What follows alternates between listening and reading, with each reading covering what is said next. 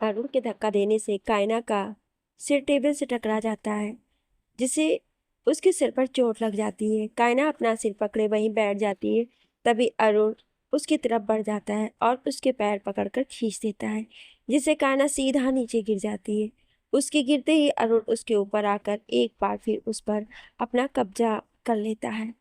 उसके ऐसा करने से कायना की आंखों से अब आंसू निकलने लगते हैं और उसके मुंह से धीमे से निकलता है, काविन।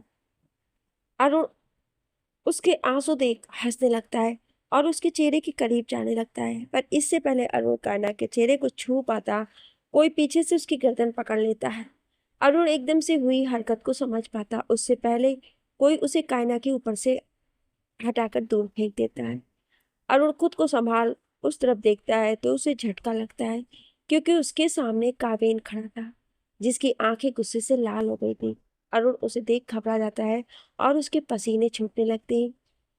काविन अरुण से नजरें हटाकर कायना को देखता है, जो जमीन पर पड़ी जैसे तड़प रही थी। काविन जल्दी से उसे उठाकर बेड पर लिटाता है।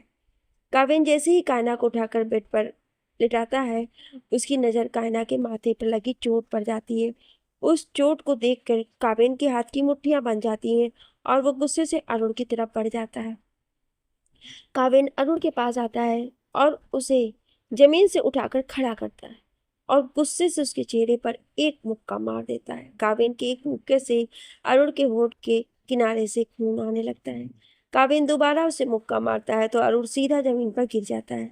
काविन दोबारा उसे उठाकर उसे मारने लगता है और ऐसे ही मारते हुए काविन उसे अपने कमरे से बाहर लेकर आता है।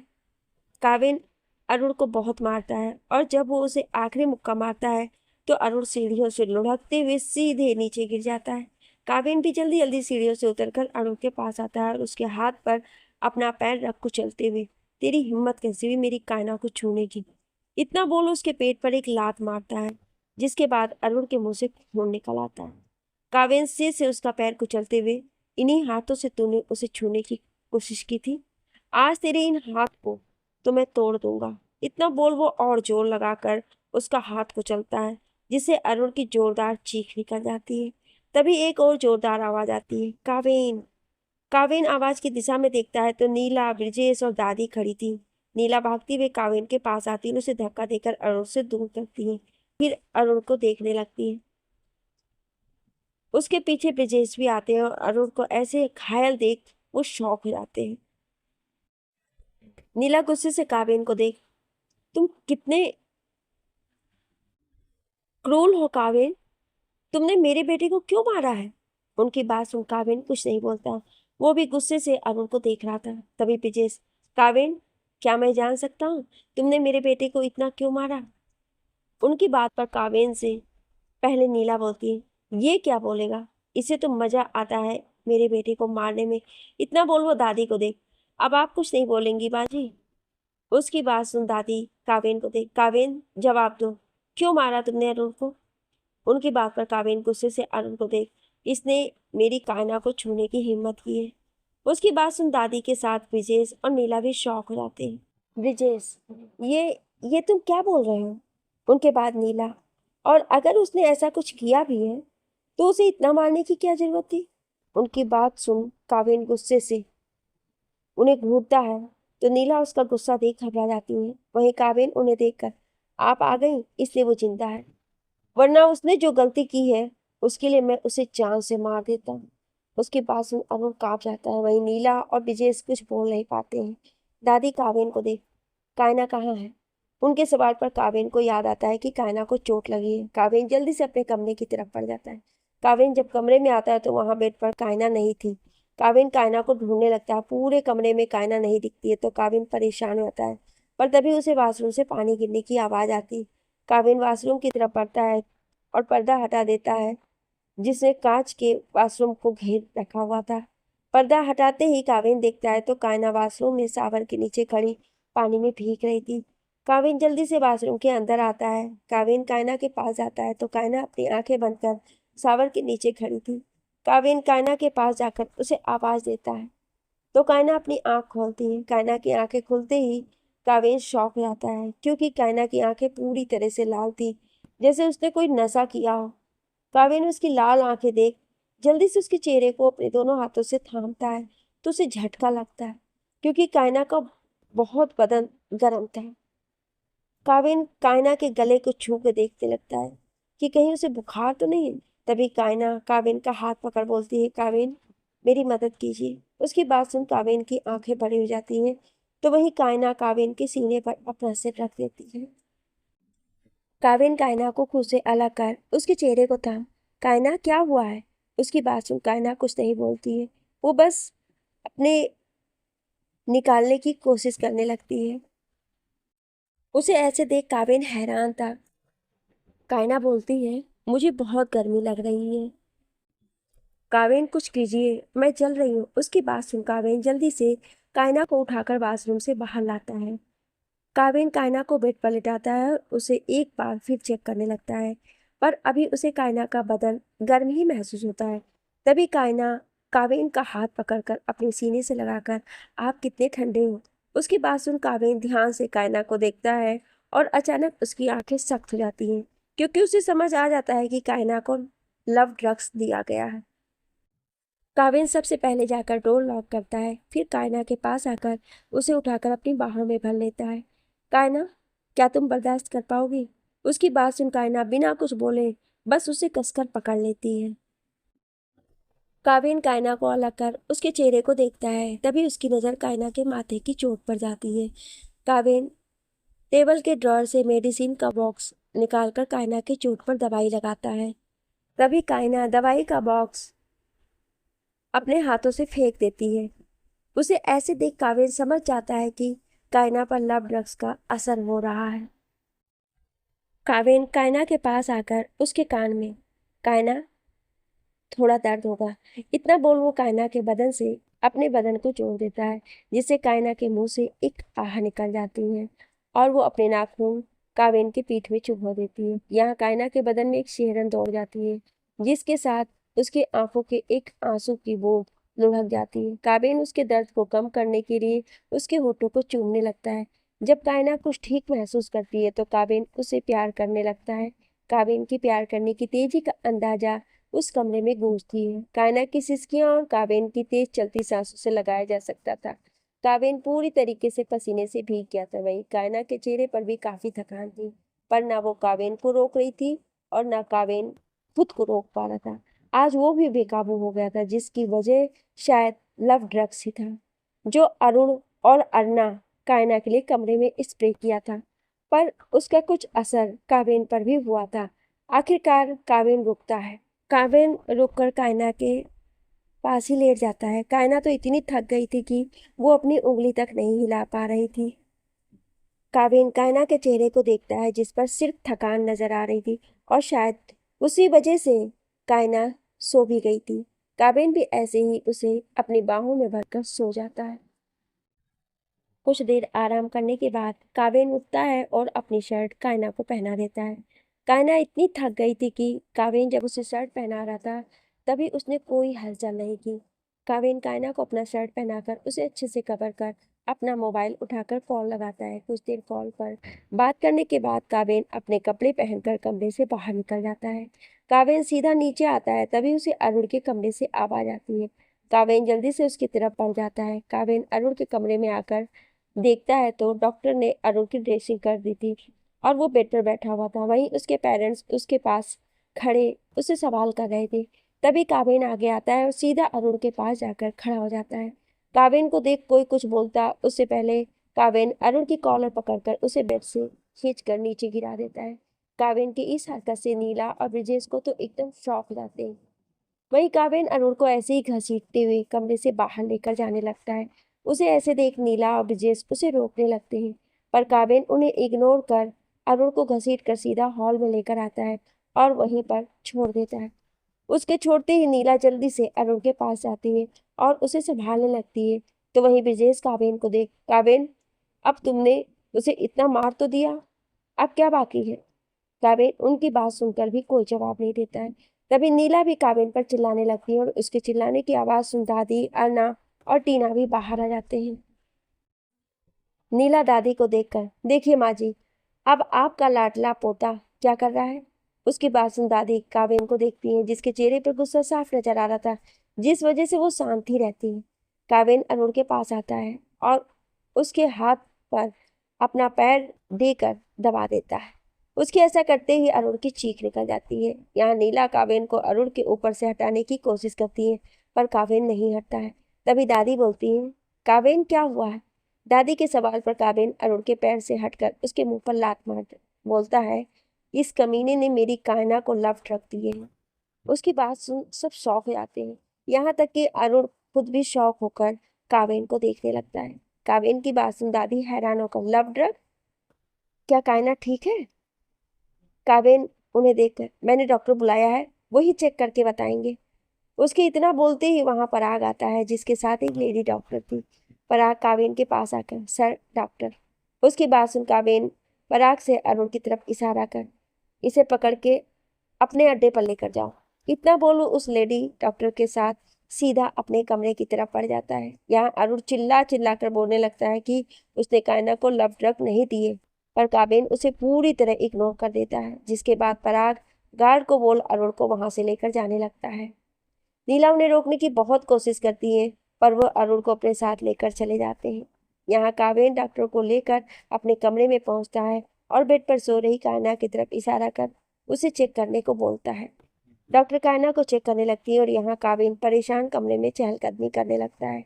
डॉक्टर कायना को चेक कर उसे एक इंजेक्शन देकर काबिन को देखकर बोलती है, इनके ऊपर से लव ड्रग अभी खत्म नहीं हुआ है।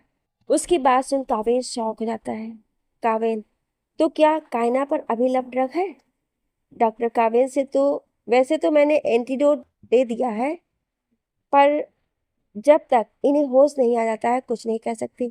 अगर होश में आने के बाद वो अजीब हरकतें करती हैं तो आप मुझे कॉल कर दीजिएगा। डॉक्टर की बात सुन काबिन, कायना को होश कब आएगा? डॉक्टर, सुबह। इतना बोल वो कमरे से बाहर चली जाती है और यहाँ काबिन कायना के पास उसका हाथ पकड़कर बैठ जाता है। काबिन कायना के चेहरे को देख उसे सहलाने लगता है और उसके होश में आने का इंतजार करने लगता है। यहाँ पराग अरुण को एक जगह पर लाकर बांध देता है और उसे सवाल करने लगता है, पर अरुण हर बार यही बोलता है कि उसने कायना को सिर्फ बेहोश किया था, लव ड्रग नहीं दिए थे। आधी रात का वक्त काबिन कायना को अपनी बाहों में लेकर सो रहा था। तभी अचानक उसे कायना के कराहने की आवाज आती है। उसकी कराहने की आवाज सुन काबिन जल्दी से उठता है और लाइट जलाकर कायना को देखने लगता है। काबिन देखता है कायना की आंखें बंद थी, पर उसके चेहरे पर दर्द दिख रहा था। काबिन कायना के गाल थपथपा कर उसे उठाने की कोशिश करता है। तब कायना धीरे से अपनी आंखें खोलती है। कायना की आंखें खुलते ही काबिन कुछ रिलैक्स होता है। काबिन कायना के गाल को छूकर, कायना क्या तुम ठीक हो? उसके सवाल पर कायना को अचानक अरुण का उसके साथ जबरदस्ती करना याद आ जाता है और उसकी आंखें नम हो जाती हैं। कायना के आंसू उसकी आंखों के कोने से बहने लगती है। कायना को रोते देख काबिन उसे अपने सीने से लगाकर चुप कराते हुए, कायना क्या हुआ? तुम रो क्यों रही हो? क्या तुम्हें दर्द हो रहा है? उसकी बात सुन कायना उसे पकड़कर और जोर जोर से रोने लगती है। उसे ऐसे देख काबिन कुछ समझ नहीं पाता है। काबिन कायना के पेट सहलाकर उसे चुप कराने की कोशिश करता है, पर तभी कायना चुप नहीं होती है। तो काबिन उसे खुद से अलग कर उसके चेहरे को थाम कर उसके माथे को चूमता है, फिर उसकी आंखों को, उसके बाद दोनों गालों को चूमता है। पर कायना का रोना बंद ही नहीं होता है। तो आखिर में वो कायना के होठों पर अपने होठ रख देता है। काबिन कायना के होठों को अपने होठों के बीच लेकर चूमे जा रहा था, जिसका असर ये हुआ कि कायना का रोना बंद हो गया। 5 मिनट बाद काबिन कायना से अलग होकर उसे देखने लगता है, तो कायना भी अपनी आंखें खोल उसकी आंखों में देखने लगती है। काबिन कायना के आंसू पोंछ, क्या हुआ कायना? कायना सुबकते हुए, मुझे उसने छुआ है। इतना बोलते एक बार फिर उसकी आंखों से आंसू की धार बहने लगती है। वहीं काबिन उसे कंफ्यूज होकर देखने लगता है। काबिन कायना से, किसने छुआ है? कायना उसे देख, अरुण। उसकी बात सुन काबिन के चेहरे के भाव बदल जाते हैं। काबिन कायना से, कायना अरुण ने तुम्हें नहीं छुआ है। उसकी बात सुन कायना उसे हैरान होकर देखने लगती है। तो काबिन बोलता है, क्या तुम्हें अभी जो दर्द महसूस हो रहा है उस वजह से तुम्हें ऐसा लग रहा है कि अरुण ने?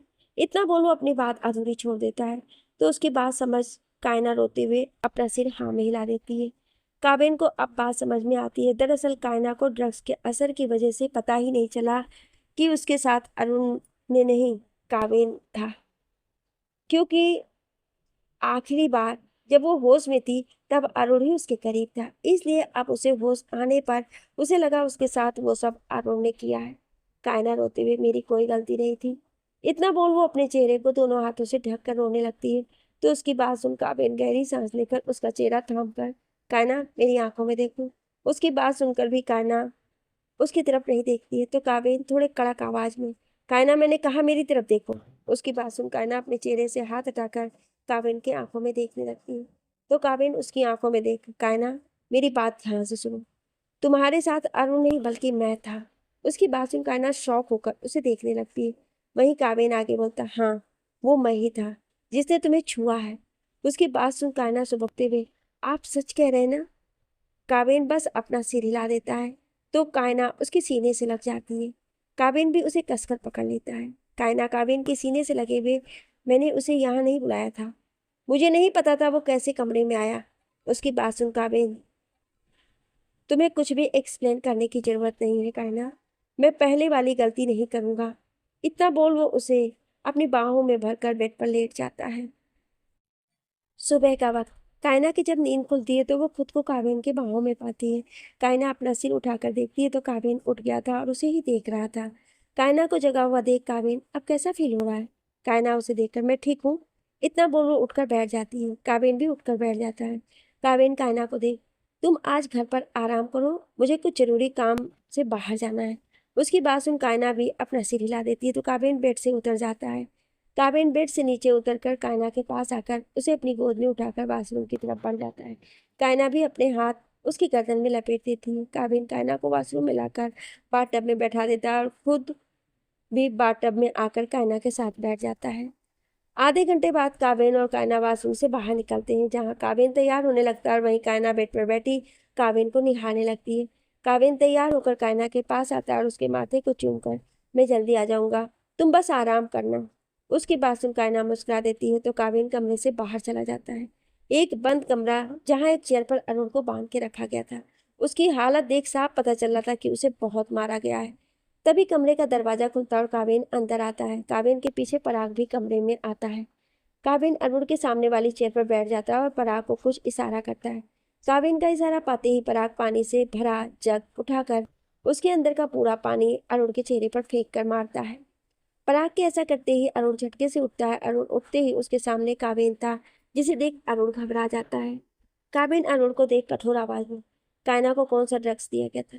उसके सवाल पर अरुण, भाई मैं सच कह रहा हूँ, मैंने कायना को कोई ड्रग्स नहीं दिए, मैंने बस उसे बेहोश करने के लिए क्लोरोफॉर्म दिया था। उसकी बात सुन काबिन उसे देख गुस्से से, अरुण झूठ मत बोलो, कायना की हालत लब ड्रग्स की वजह से ऐसी हुई है। उसकी बात सुन अरुण रोते हुए, भाई मैं सच कह रहा हूँ, मैंने कायना को कोई लव ड्रग्स नहीं दिए हैं। काबिन के 1000 बार पूछने के बावजूद भी अरुण यही बोलता है कि उसने कायना को लव ड्रग्स नहीं दिए। तो काबिन पराग को अरुण को डॉक्टर को दिखाने का बोल वहां से निकल जाता है। दूसरी तरफ कायना अपने कमरे में आराम कर रही थी, तभी दादी उसके कमरे में आती है। कायना उन्हें देखकर उठकर खड़ी जाती है तो दादी उसे बैठने के लिए बोलती है और खुद भी उसके पास बैठ जाती है। दादी कायना को देख, बेटा अब तबीयत कैसी है तुम्हारी? उनके सवाल पर कायना, मैं ठीक हूँ दादी। उसकी बात सुन दादी, माफ करना बेटा, अरुण ने जो हरकत की उसके लिए। उनकी बात सुन कायना, आप क्यों माफी मांग रही है दादी? इतना बोल वो सिर झुका लेती है तो दादी उसके सिर पर हाथ फेर, तुम आराम करो बेटा, वैसे मैं तुम्हारे लिए जूस भिजवाती हूँ। इतना बोलो वहां से चली जाती। एक कमरा, जहाँ नीला गुस्से से यहाँ वहां घूम रही थी, वहीं ब्रिजेश और अर्ना भी थे। नीला गुस्से से, ना जाने उस राक्षस ने मेरे बेटे के साथ क्या किया होगा। ब्रिजेश अर्ना को देख, अर्ना तुम तो घर पर थी, तुमने अरुण को ये सब करने से रोका क्यों नहीं? उनकी बात सुन अर्ना, अंकल मुझे तो पता ही नहीं था कि अरुण ऐसा कुछ करने वाला है। उसकी बात सुन नीला, तुम किसी काम की नहीं हो अर्ना, तुमसे एक छोटा काम नहीं होता है। ना तुम काबिन को अपनी तरफ आकर्षित कर पाई, ना ही कायना को रास्ते से हटा पाई हो। मुझे तो लगता है मैंने तुम्हें यहाँ बुला कर ही सबसे बड़ी गलती कर दी। उनकी बात सुन अर्ना भी बहुत गुस्सा आता है और वहां से बाहर चली जाती है। रात का वक्त काबिन घर पर आता है और सीधा अपने कमरे में जाता है। काबिन कमरे में आकर देखता है तो कायना सोफे पर बैठे बैठे सो रही है। काबिन उसके पास जाता है और उसके पास बैठ जाता है। काबिन कायना के पास आकर उसकी गाल को सहलाकर उसे पुकारता है। काबिन की आवाज़ सुन कायना अपनी आंखें खोल देती है। कायना ठीक से बैठते हुए, आप आ गए? काबिन, तुमने डिनर किया? कायना, आपका इंतजार कर रही थी। काबिन, मेड से डिनर मंगवा लो, मैं फ्रेश होकर आता हूँ। उसकी बात सुन कायना अपना सिर हिला देती है तो वहीं काबिन फ्रेश होने चला जाता है। काबिन के आने के बाद कायना और वो दोनों साथ में डिनर करते हैं, फिर बेड पर एक दूसरे के बाहों में लेट जाते हैं। कायना का सिर काबिन के सीने पर था तो वहीं काबिन कायना के बालों को सहला रहा था। काबिन कायना से, कायना, कल हम बाहर जा रहे हैं। उसकी बात सुन कायना उसे देख, कहाँ? काबिन, वो तुम्हारे लिए एक सरप्राइज है। उसकी बात सुन कायना मुस्कुरा के उसे और कसकर पकड़ लेती है तो वही काबिन मन में, कल सारी रात से पर्दा उठ जाएगा। अगली सुबह काबिन और कायना तैयार होकर निकल जाते हैं। कायना और काबिन दोनों गाड़ी में बैठे हुए थे। कायना बार बार काबिन से कहाँ जा रहे हैं पूछ रही थी, पर काबिन उसे कुछ नहीं बता रहा था। कुछ देर में उनकी गाड़ी एक जगह पर रुकती है। ये एक छोटा सा घर था। काबिन गाड़ी से उतरकर कायना को लेकर घर के अंदर बढ़ जाता है। कायना जैसे ही घर के अंदर पहुंचती है वो शॉक हो जाती है। कायना को याद आता है कि ये वही जगह थी जहाँ काबिन को गोली लगी थी। कायना यहाँ वहाँ देखने लगती है, उसे पिछले जन्म का सब याद आने लगता है। कायना भाग कर सीधा उस जगह पर जाती है जहाँ से काबिन पर गोली चली थी। अचानक कायना की आंखों में आंसू आ जाते हैं। तभी काबिन उसके कंधे पर हाथ रखता है। कायना मुड़कर उसे देखती है और झटके से उसके गले लग जाती है। कायना काबिन के गले लगकर रोते हुए, काबिन प्लीज मुझे यहाँ से लेकर चलो, मुझे यहाँ नहीं रहना है। उसकी बात सुन काबिन, क्यों कायना? कायना फिर से रोती हुई, यहाँ बहुत बुरा हुआ था काबिन, प्लीज यहाँ से चलो। उसकी बात सुन काबिन, क्या बुरा हुआ था काबिन? उसके सवाल पर कायना उसे दे, काबिन आप कुछ मत पूछिए, आप बस चलिए यहाँ से। इतना बोल कायना काबिन को लेकर घर से बाहर की तरफ जाने लगती है तो काबिन उसे रोक देता है। कायना रुके काबिन को देखने लगता है तो काबिन, क्या तुम्हें पिछले जन्म का सब याद है? उसके सवाल सुन कायना शॉक हो जाती है। वही काबिन आगे बोलता, मुझे सब याद है कायना। उसकी बात सुन कायना को झटका लगता है। काबिन अभी कायना को देख रहा था तो कायना उसके सामने खड़े होकर, काबिन मैंने तुम्हें नहीं मारा था। उसकी बात सुन काबिन, जानता हूँ। उसके जवाब से कायना चौंक जाती है तो काबिन उसका चेहरा था, सब जानता हूँ, वो तुम नहीं थी जिसने मुझ पर गोली चलाई थी, वो कोई और था।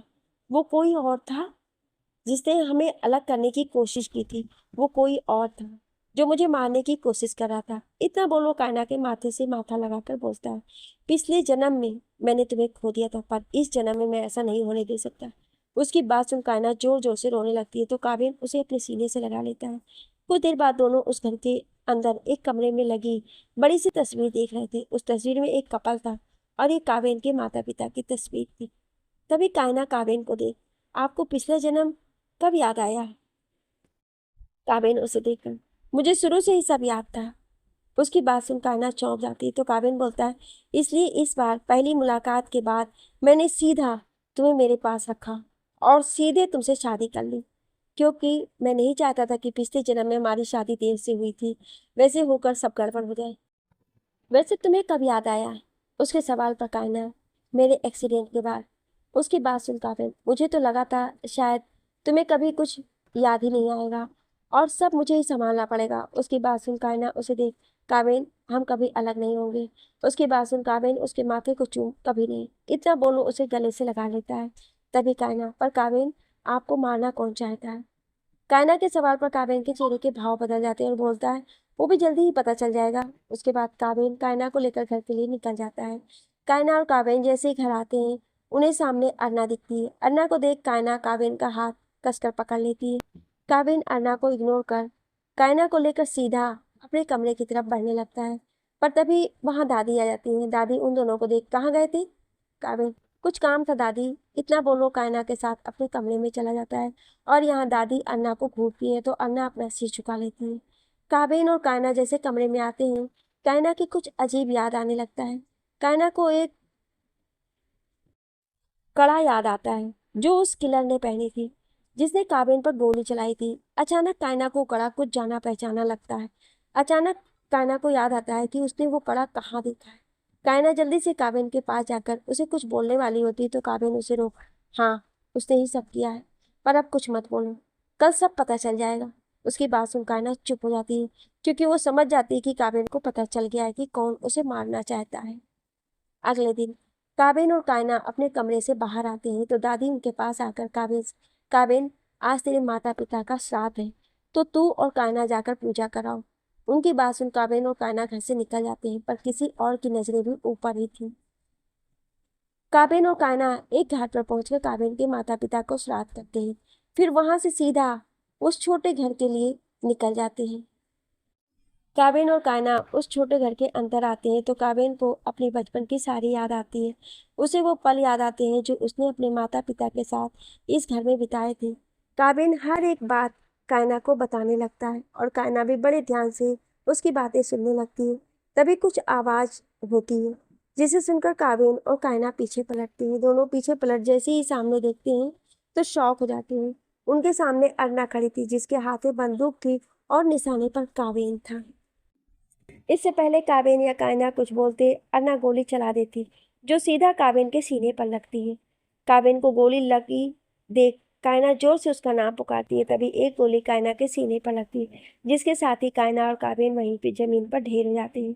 कायना और काबिन के जमीन पर गिरते ही अन्ना जल्दी से उनकी सांसें चेक करने लगती है। जब उसे कंफर्म हो जाता है कि काबिन और कायना मर गए हैं, तभी वो किसी को इशारा कर बुलाती है। अन्ना के बुलाने पर दादी बाहर निकल कर आती हैं। दादी अन्ना के पास आकर काबिन और कायना को देख, क्या तुमने चेक किए ना? पक्का दोनों मर गए हैं ना? उसकी बात सुन अन्ना, हाँ दादी दोनों मर गए हैं। उसकी बात सुन दादी कुछ राहत की सांस लेती है। तभी अन्ना दादी से, पर दादी मुझे एक बात समझ नहीं आई कि आपने अपने ही पोते और उसकी वाइफ को क्यों मरवाया? उसके सवाल पर दादी, कौन पोता? ये काबिन? ये मेरा कोई पोता नहीं था, ये मेरा सौतेला पोता था। इसके दादा ने 2 शादी की थी, एक उनकी पहली पत्नी और दूसरी मैं। पहली पत्नी का एक बेटा था और मुझे भी एक बेटा हुआ। जानती हो पहली पत्नी का बेटा कौन था? काबिन का बाप। और मेरा बेटा ब्रजेश। मैंने इसके दादा के साथ पैसों के लिए शादी की थी, पर बुड्ढे ने अपनी सारी जायदाद अपने बेटे के नाम कर दी और मर गया। और यहाँ उसके बेटे ने सब अपने अंडर कर लिया, घर, बिजनेस, सब। जिस वजह से हर छोटी बड़ी चीज़ों के लिए मुझे और मेरे बेटे को उसके सामने हाथ फैलाने पड़ते थे। तभी मैंने सोच लिया कि मुझे ही कुछ करना होगा, पर तभी इसका कावेन बाप शादी करके आ गया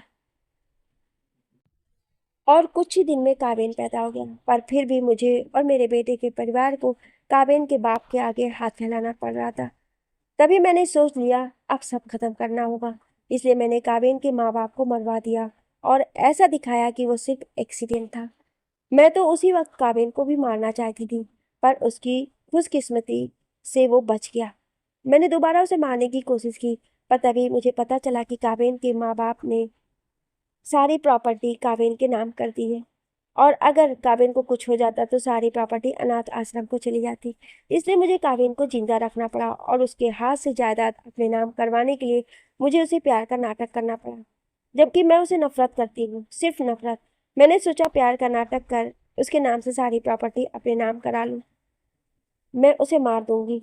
पर तभी इस कायनात से शादी करके आ गया, जिस वजह से कावेन को कुछ भी हुआ तो उसकी सारी प्रॉपर्टी कायना के नाम पर हो जाएगी। ये पता लगने के बाद मेरा दिमाग खराब हो गया और इन दोनों के बीच गलतफहमी लाने के लिए मैंने तेरा, अरना और अरुण का इस्तेमाल किया, पर तुम दोनों किसी काम के नहीं निकले। ना तू कावेन को फंसा पाई और ना अरुण कायना को। इसलिए मैंने ही अरुण को कायना के साथ जबरदस्ती के लिए कहा था, पर वो बेवकूफ उसे बेहोश कराया था, जिस वजह से मैंने तुझे कायना को लव ड्रेस देने को कहा था, ताकि अरुण पूरा फायदा उठा सके। पर तभी कावेन आ गया और सब बिगड़ गया। इतना बोल वो रुक कर आगे बोलती, अब तो दोनों को मैंने खत्म कर दिया, अब सारी प्रॉपर्टी मेरी। अब मुझे और मेरे बेटे को किसी के सामने हाथ नहीं फैलाने पड़ेंगे। अब मुझे किसी से प्यार का नाटक नहीं करना पड़ेगा। अब सब कुछ मेरा होगा, मेरा। इतना बोल वो जैसे मूर्ति उनके होश उड़ जाते हैं। दादी के सामने कावेन और कायना सही सलामत खड़ी थी। उन दोनों को जिंदा देख दादी के होश उड़ जाते हैं। वो शौक होकर अन्ना को देखती है तो अन्ना अपना सिर झुका लेती है। दादी कावेन को देखती है तो घबरा जाती है, क्योंकि उसकी आंखें पूरी लाल थी। दादी कुछ बोलती उससे पहले कावेन उनकी तरफ बढ़ने लगता है। कावेन को अपनी तरफ आता देख दादी पीछे जाने लगती है। तभी कावेन गुस्से से चिल्लाकर, क्यों? आखिर क्यों दादी? इतना बोल वो रुककर आगे बोलता है, एक बार कह दिया होता मैं खुद ही सब कुछ आपको दे देता, पर ये सब करने की क्या जरूरत थी? आपने मेरे माँ बाप को मार दिया, आपका दिल नहीं पसीजा? भले ही वो आपके सगे बेटे नहीं थे, पर वो आपको माँ कहते थे। इतना बोलने के बाद भी दादी कुछ नहीं बोलती, बस उसे मुंह फेर कर खड़ी रहती है। उन्हें ऐसे देख काबिन पराग को आवाज लगाता है तो पराग, जो कि वहीं पर छुपा हुआ था, वो बाहर आता है। पराग को देख काबिन, क्या तुमने सब रिकॉर्ड कर लिया है? पराग, यस सर। उसकी बात सुन दादी शॉक हो जाती है। तभी काबिन कहता है, जो आपने मेरे साथ किया उसके लिए तो मैं शायद आपको माफ कर देता, पर आपने जो मेरे माँ पापा के साथ किया है उसे मैं कभी माफ नहीं कर सकता। उसके इतना बोलते ही वहां पुलिस आती है और दादी के साथ अर्ना को भी लेकर जाती है, जो उनके साथ शामिल थी। कुछ दिन बाद एक कोर्ट रूम, जहाँ एक कटघरे में खड़ी थी दादी, उन्होंने अपना सिर झुका रखा था। वहीं कोर्ट में बैठे जज अपना फैसला सुना रहे थे, तो वहीं कोर्ट रूम में बैठे सारे लोग उनके फैसले का इंतजार कर रहे थे। जज फैसला सुनाते हैं। सबूत और गवाहों के साथ मिसेस गीतांजलि राजपूत के कबूलनामे को मद्देनजर रखते हुए कोर्ट उन्हें उनके सौतेले बेटे और बहू के खून और पोते कावेन और उनकी पत्नी कायना पर जानलेवा हमला करने के इल्जाम में आजीवन कारावास की सजा सुनाती है। इतना बोल वो अपने फैसले पर मोहर लगा देती है। वहीं अब बारी अर्ना की थी, तो अर्ना इन सब में शामिल थी, पर बाद में उसने अपना जुर्म कबूल कर कावेन का साथ दिया था दादी का सच सबके सामने लाने के लिए, इसलिए उसे सिर्फ 2 साल की सजा होती है। वहीं कोर्ट का फैसला सुन कायना और कावेन एक दूसरे को देखने लगते हैं। पुलिस दादी और अर्ना को लेकर जाती है, तो कायना और कावेन घर के लिए निकल जाते हैं। दोनों जैसे ही घर पहुंचते हैं, उनके सामने नीला, अरुण, टीना और ब्रिजेश खड़े थे। कावेन कुछ बोलता उससे पहले वो सब कावेन के सामने अपने हाथ जोड़ लेते हैं। ब्रिजेश, कावेन, मेरी माँ ने जो किया उसके बाद हमें यहाँ रहने का कोई हक नहीं, इसलिए हम यहाँ से जा रहे हैं। हो सके तो हमें माफ कर देना। इतना बोलो अपने पूरे परिवार के साथ वहां से चले जाती है। काबिल उन्हें बस जाता देखता है, पर रोकता नहीं। तभी कायना उसका हाथ थाम बोलती है, मैं हूँ आपके साथ। उसकी बात सुन काबिल उसकी तरफ देखता है, फिर उसके चेहरे को थाम कर, हाँ, पिछले जन्म में जो हमने पल गंवा दिए थे वो इस जन्म में जिएंगे। इतना बोलो उसके माथे को चूम लेता है, फिर दोनों एक दूसरे के गले लग जाते हैं। आप सभी को ये कहानी कैसी लगी कमेंट करके जरूर बताइएगा, और ऐसी ही कहानियाँ सुनने के लिए हमारे चैनल को सब्सक्राइब जरूर करें। Thank you.